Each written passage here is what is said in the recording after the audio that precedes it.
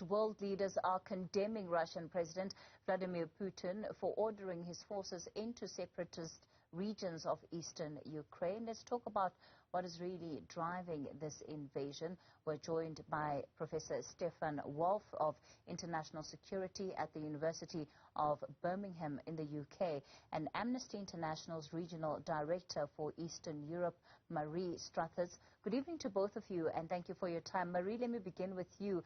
As an international organization that defends human rights, firstly, what do you know about the impact of this invasion so far, and is Amnesty International among those that are likely to respond anytime soon? Absolutely.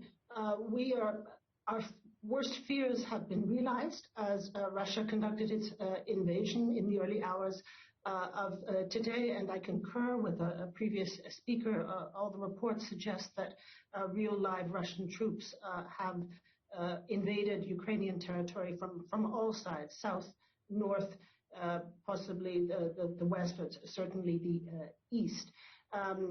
The first priority really should be given to the protection of civilians, and that means that civilians should never be directly targeted, and nor should they be subjected to any indiscriminate attacks. Sadly, Russia's military forces' track record on this is not good. We've seen that in Syria, at home in Chechnya, and in Georgia, they have turned to cluster munitions, which are banned under international humanitarian and international human rights law. So I think the consequences potentially for civilians are tragic.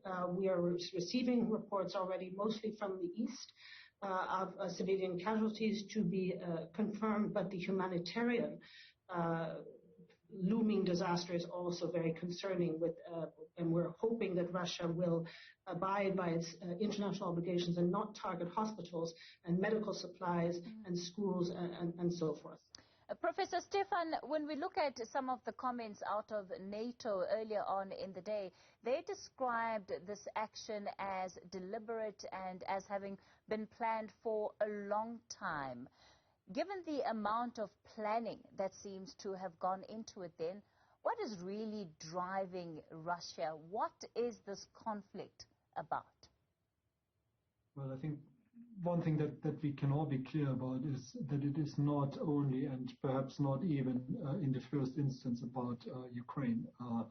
Russia has for a long time expressed grievances about the state of international order, including the European Security Order, from which Putin claims Russia has been shut out.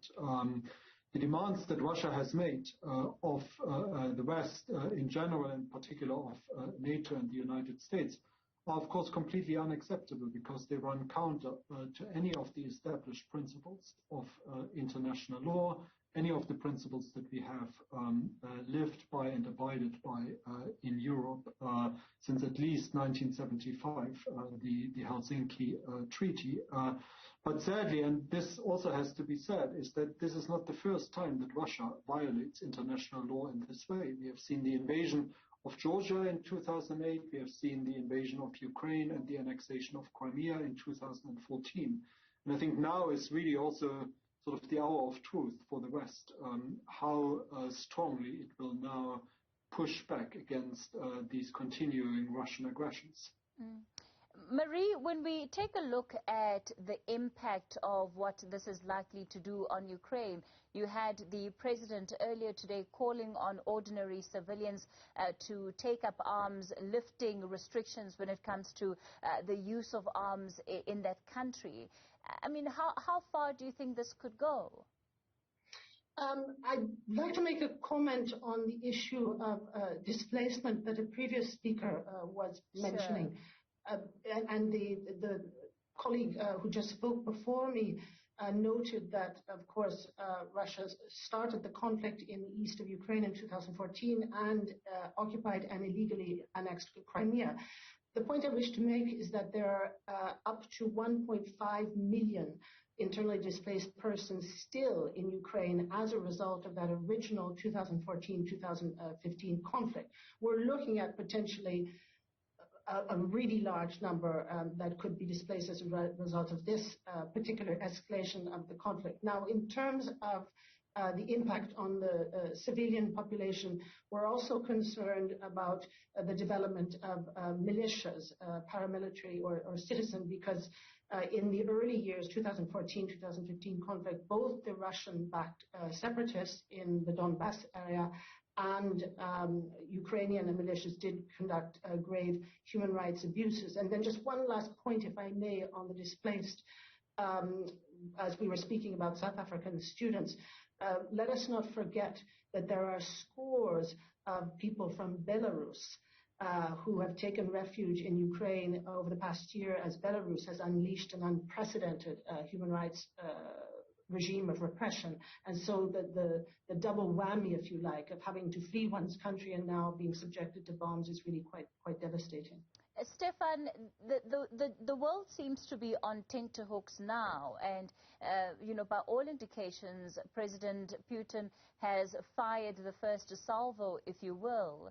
Do you think that there was more that could have been done by the West to prevent the situation from getting to where it is right now? Well, if you had asked me about that yesterday, I would probably have said yes.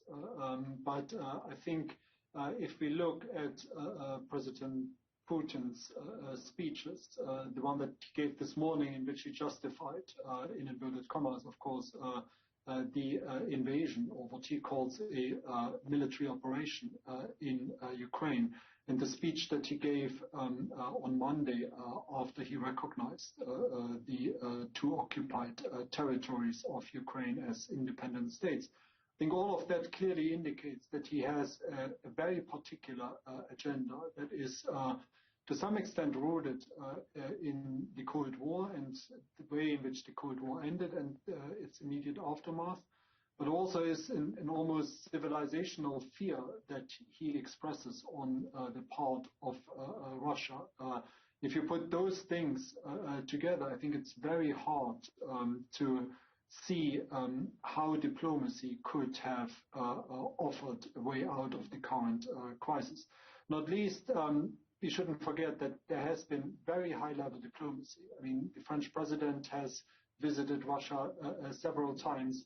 Other senior European leaders and officials have been there. There even was a tentative summit that had been agreed between Presidents Biden and Putin.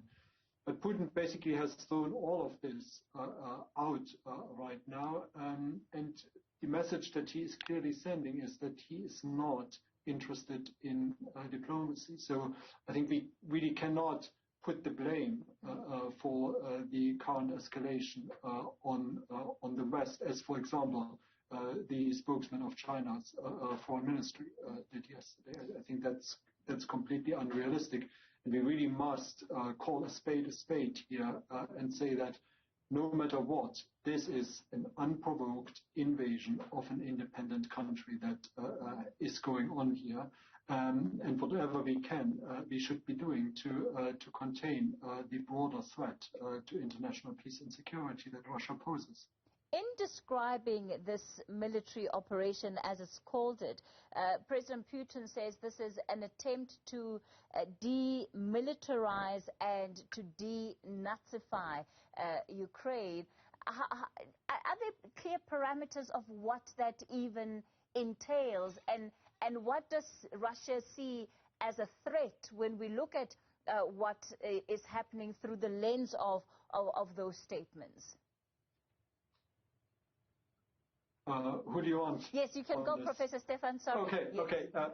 No, that's fine. But I think what it raises, I mean, for me, I mean, that sends a very clear signal that not only has this been long prepared militarily, but also Putin has probably very clear plans of how he envisages conducting an occupation. And myself, having grown up in East Germany, I have a pretty good recollection, sadly enough, of how dictatorships or totalitarian regimes work. So I think what Putin envisages is to eliminate as much as possible any capacity on the part of Ukrainian institutions and the Ukrainian population to resist Russia's invasion. He will probably go after key figures in the current administration, civil rights activists, what we would call in modern terminology influencers. He will try to destroy any Ukrainian military capabilities and also prevent support for Ukraine from the outside. Now, having said that, I'm not entirely sure that Russia currently has the military capabilities to sustain such an action for a prolonged period of time. Not least because I would also hope that Western sanctions will cut pretty swiftly and try to sort of undermine Russia's capabilities to actually sustain the current invasion. But for all intents and purposes, it looks very bad, and I think what we'll be facing will be a rather protracted military campaign in Ukraine with devastating consequences for Ukraine as a country and for the people who live there. Marie, when you hear then just the various sectors of individuals and society that are likely to come under threat as a result of this invasion, what would you as Amnesty International want to see happen next?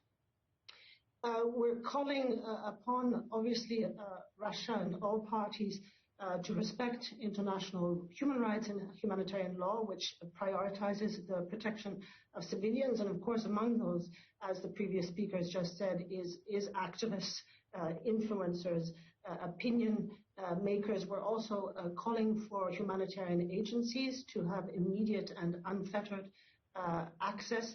And just a last point, touching on your previous question about the use of the terms Nazism and so forth. This is part of a constructed narrative, in our view, of President Putin for his home audience to justify the invasion.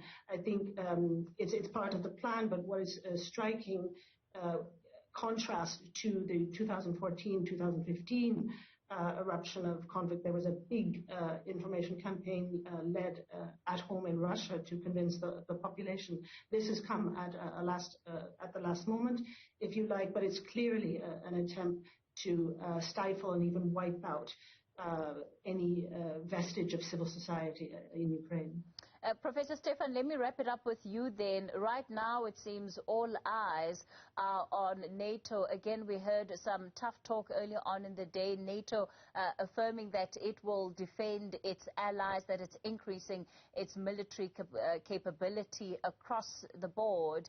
I mean, is this signaling that we could well see NATO forces deployed to Ukraine? Are there any clear parameters of what the responses to this invasion will be, especially given the fact that Ukraine is not officially a member of NATO? Well, at the moment, I would say it is very unlikely that NATO will contribute to any further escalation by deploying troops to Ukraine. I think the Western strategy at the moment is very clear. I think on the one hand, along the lines of what my colleague from Amnesty International just put down, we need to insist as much as possible in all public international fora on respect for international law, in particular international humanitarian law and international human rights law. At the same time, I think NATO and the EU in particular will also need to think carefully about a strategy of proactive containment, so making sure that the conflict does actually not spill over from Ukraine into other countries, including potentially NATO countries, which would then trigger NATO's famous Article 5 of collective defense. But also, I think there needs to be mitigation measures in neighboring states, and there have already been reports of a large-scale humanitarian crisis in the making. Refugees going into neighboring countries, in particular Moldova, Romania, and Poland.